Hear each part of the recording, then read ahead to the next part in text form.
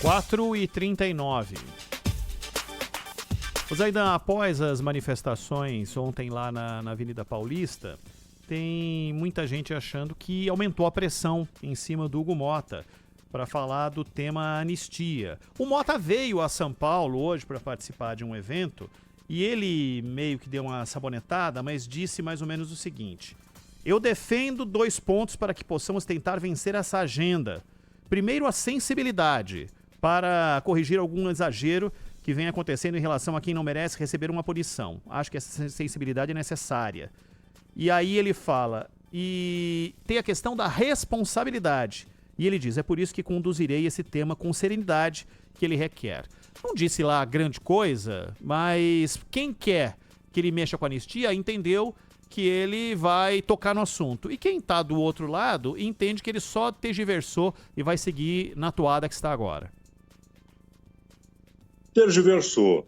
O Centrão, com algumas exceções, principalmente o PP, mas o Centrão vai decidir, e mais do que isso, líderes dos partidos que compõem o Centrão acham que não há voto para aprovação. Por que, então, a pressa? A pressa se tornou vital para esse movimento. Uma votação o mais cedo possível. O receio deles é que ocorra um processo bem racional, que é encerrado o processo, determinadas as culpas e inocências e as penas para os considerados culpados, que aí possa haver uma reconsideração com aqueles que tiveram uma participação marginal, periférica, apenas pontual. E sem qualquer chance de anistia para quem organizou, planejou, elaborou, tentou colocar em prática, incentivou esses que se manifestaram no dia 8 de janeiro, que foram lá no dia 8 de janeiro, e mesmo entre esses que estavam lá no 8 de janeiro, grupos distintos. Os que estavam lá para provocar uma situação caótica que pudesse produzir a convocação de uma GLO tentada durante boa parte do último trimestre de 2022, uma situação que produzisse uma GLO. Porque, aliás, quando o Bolsonaro fala que pensou em estado de defesa e estado de sítio, olha, são coisas muito distintas. Primeiro que o estado de defesa ele é localizado. Você pode decretar o estado de defesa e só depois buscar a ratificação do Congresso, mas isso vale para uma cidade, quando muito para uma região. O estado de sítio não, ele é nacional e ele exige autorização prévia do Congresso. Mas há mais. O que, naquela situação, naquele momento, explicaria a decretação de um estado de defesa de um estado de sítio? O quê?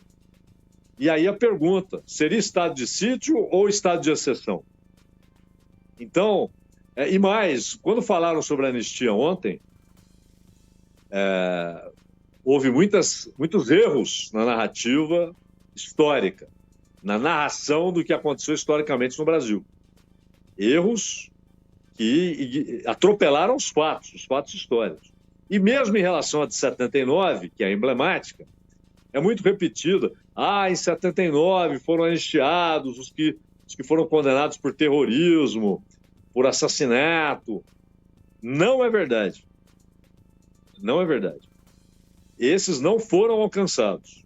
Só depois os tribunais, inclusive o Tribunal Militar, Tribunal Superior Militar, a Justiça Militar, passou a usar a lei de anistia para decretar fim de penas ou a suspensão da pena, mas isso alguns anos depois. A anistia não alcançou todo mundo. Mas do lado do regime, sim. Inclusive quem praticou tortura. Há, inclusive, uma discussão antiga que chegou ao Supremo de que tortura, por ser crime comum, não pode ser anistiada, né? Só que o Supremo não concordou com essa tese, dizendo que a anistia, sim, previa o esquecimento de tudo aquilo que foi feito. Então, houve muita imprecisão. E se o Hugo Motta tergiversa, o Alcolumbre, pelo menos por enquanto, não. O Alcolumbre tem dito que não vê não vê nem sequer necessidade Opa, não de esse tem assunto horário. ser votado, Ronald.